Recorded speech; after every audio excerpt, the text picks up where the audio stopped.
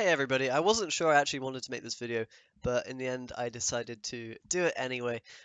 Today I'm going to be talking about the dev stream that happened last night and the changes that will come in the patch that's happening tomorrow.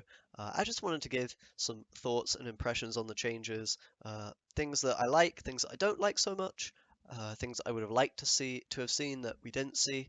But this will kind of be redundant since everything's coming out tomorrow anyway, and we'll be able to, see how it impacts the meta and everything. But whatever, we can think of this like some predictions for what's going to happen, and yeah, just my general thoughts if you haven't heard them already. So let's just get right into it. We've got a post here on Reddit. I'm probably going to miss a few things that were actually mentioned on the stream because not quite everything is here. But whatever, we'll work with that. So, yeah, let's start with all this kind of stuff here. We've got seasonal tree, okay, and there's a few other things like card backs. You can now craft premiums. These are all cool little things that, yeah, will be nice additions to the game, I guess you can say, for newer players, yeah, and old players alike. I like the card backs. That seems really cool. Hopefully, we'll be able to, I don't know, unlock them in other ways as well as through playing, in a ranked season or whatever. The online deck builder thing looks pretty cool as well. That'll be nice to see, although it feels kind of bad for, Gwent up, Gwent DB, whatever. The third-party deck building sites are gonna now have CDPR generated competition, I guess, which is maybe not a feels good man for them, but okay, fair enough. What else do we have? We have auto pass, which I think is actually going to be a really big deal, along with the chromatic aberration, and that basically means the game won't be so dark. I think there won't be such a filter on the board and whatnot as there is right now. So I think both of these are really nice changes that have been suggested for a while. A lot of people are always complaining the game looks very dark, and a lot of people are complaining about the pace of the game, myself included, and I think that's one of the biggest things that needs to be addressed to really get people involved in the game again. And that's definitely a step in the right direction. So I'm really excited to see how that actually feels come tomorrow, which I believe is when the patch is coming out, update Thursday. Yeah. So blacklisting not going to happen. Okay, fair enough. I think their reasons for that are understandable and fair, to be quite honest. I haven't felt like blacklisting has really needed to be back in the game. I see why people liked it, but you got to remember Mulligan bug is pretty annoying, and if they don't have a way to properly implement it, then yeah, fair enough. There is enough consistency in the game right now that it might not be a problem. That being said, there have been a few card changes that might reduce consistency a little bit. But anyway, got some other random stuff. Mobile will eventually come probably, and leader challenges, whatever. So with the nerfs and buffs here, they all are, not all of them, but in fact, not even close to all of them. I think there are a few other cards that have been changed in some ways. But what have we got? So, for the neutral cards, we've got Spear and Shield being nerfed. This is probably one of the most necessary changes. Spear, definitely one of those cards that a lot of people have complained about and has really been frustrating to deal with, or not deal with, as it were. And now instead it has 4 charges instead of shooting every time you play a unit, effectively. 4 charges, but it acts in the way that it did before. You can fire once every turn, or I do believe you can also fire them all in one go. Actually, I'm not sure on that, but I think that's the case.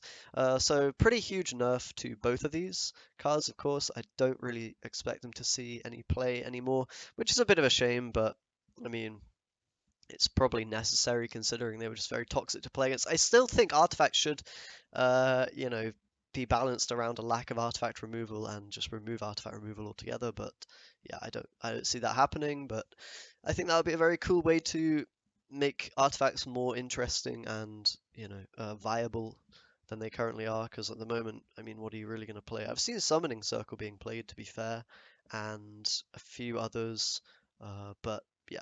I don't know. Most of the artifacts at the moment are kind of bad, unless you're counting traps from Scoia'tael or whatever. But okay, so next up we have Shoop. Hunter has now been changed, and it's gonna buff by 1 instead of 1 to 2, and it's now gonna deal 3 instances of 3 damage instead of all the damage in 1, pings. So that's pretty big nerf, to be honest. Hunter was always the most popular option from Shoop. and it now can't high roll as much as you could do before by getting that 2 buff on your units, which is good, I think. I'm not even sure why that was a thing to begin with, to be perfectly honest. But yeah, okay, that's a good change, and the 3 instances of 3 damage is also nice, I think. Makes it a little bit more conditional than it otherwise was, and caps the strength of that card a little bit. So that's good to see. We'll see if it's still played. It probably will be. I don't know. Maybe not. But definitely nice to see Shoop getting nerfed a little bit. Well, even quite a bit, to be fair. That's another one of those cards that was really annoying to deal with at high level, and they've addressed that, which is very cool. Um, so next we have Golden Froth. This now boosts 3 units by 2. Seems pretty good. If there's any kind of alchemy synergy cards going on, I'm not even sure if there are any viable ones, but even with the new expansion coming, I'm sure there will be. And right now, you could even play that to counter something like Crack, maybe. In the Bloodthirst, I don't think it would even be that bad, but 6 for 6 is like kind of borderline, to be honest, most of the time. But especially with that condition, it can be dead in short rounds and whatnot. So probably won't be that popular, but I might be wrong about that. Monsters, Ghoul is now 6 provisions and eats bronze cards only. Pretty good change. Yeah, I mean, Ghoul wasn't necessarily that popular in monsters. It was in some decks, but it should be less annoying with Spear Tip and whatnot now. So, gonna be still good if you play like Ice Giants or Arch Griffins or whatever. 6 provisions for like a 7 or an 8 or a 9 maybe is not bad at all, but I don't know. It's cheaper, so it might see more play, to be honest, where it otherwise wasn't. I think that's a really good change, to be honest. Arcspore doesn't have Thrive anymore. Instead, it's 2 points instead of 1. So it's a 4 for 4. To be honest, I don't know. This change is fine, yeah. 4 for 4, fair enough, with an upside of the Death Wish. Seems fair. Before it was very overtuned with the Thrive ability, so that's a good change, in my opinion. Arrakis Queen has the old ability and 3 charges to spawn Arrakis drones. This is pretty interesting. I don't know if we'll actually see her being played over the other leaders, because Monsters just has the best leaders, and it has 3, very, very good leaders. And then you've got Queen as well, trying to see play. I don't know if it will happen, but definitely something that we can experiment with. I will be playing it to try and make it work as well, of course. Pretty cool change. That's a nice way to add a bit of value and proactive points onto that leader ability where you didn't otherwise have it. Goliath now summons highest opponent unit instead of lowest. It's a pretty fair nerf, I think. Goliath was very, very strong with not much of a downside, and now he has a pretty big downside, but it's still very strong, so I like that change. Spear Tip down to 12, okay, fair enough. Maybe they're over nerfing now a little bit. Uh, but it's fair enough. It probably, for such a big tempo swing, it's fair that it's only 12 for 15, not 13, I guess. So Skellige Coral is Zeal, but 2 charges. Alright, whatever, maybe she'll be played, I doubt it, but possible. Actually, maybe, since Duran also now only discards 1 card instead of 3. I'm really not sure I like that change. I would like to see him discard 2 cards, and not 1. 1 might be a little bit too little, like they've really gutted the amount of thinning that Skellige can do. I don't know why. I think the reason is it's just to auto-include, but that being said, Duran wasn't necessarily auto-include at 2 strength. It was pretty damn prevalent, but there are other cars that are more prevalent than Duran, I would say, in certain factions. Either way, yeah, I don't know, whatever. It's probably good that he's been nerfed, but I would have probably not nerfed it so hard.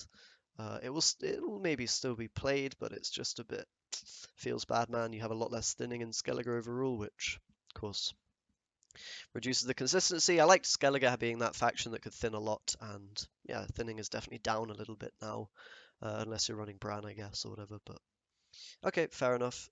Spear Maiden is now a little bit better, whatever. Might be played. It's a little bit better than Wolf Pack now, effectively, and you can do some self-damaging. I don't really think that archetype will be very good for a while still, but maybe when the patch hits, the update, I mean, expansion, whatever words. Trophy Catch is now 4 provisions. I think that will be quite strong. So it moves a unit and damages it by the amount of units on the row. So you basically need to have 3 units and then 1 unit on the other row, you move it, and then you get the 4 for 4. So, I mean, it might not be good. It's very bad in short rounds and whatnot, but I can see this if you even build for it, getting a lot of points for 4 provisions. And 4 provision cards, if they get you 6, 7, 8, they're usually going to be played. I don't know if Trophy Catch will be that good, but it might be playable. Vabiorn, whatever. Not really very good, even with 9 provisions. It's just a bit too difficult to damage and then, do whatever. Same with Axeman, which I think got changed. Don't really see these cards being played. They might be. Axeman's now 4 provisions, I think, for 3. Destroys a unit that's already been damaged by half its strength. I'm not sure if that'll be good, to be honest. But we'll see. Maybe. Northern Realms, Damn Sorceress, range +1. Okay, that's going to be just a good card now. Probably played in most Northern Realms decks, I imagine. Reinforcement, spawns and plays instead of spawn and summon. Not really sure. Okay, so this is for like deploy effects, get a bit more value from them. Sure, I guess. Not a great card. You can only copy bronzes with it, so you have to get like a 7 provision bronze for it to be worth, or 6 maybe, but a little bit fringe and not really reliable enough to be valuable most of the time. So Hubert's also 8 provisions, fair enough, very good card, probably should be 8 or even more, but okay, they didn't want to nerf Northern Realms too much probably, because it's quite weak at the moment. Oh wait, I read that. Horn is no longer dead if your opponent has passed, basically.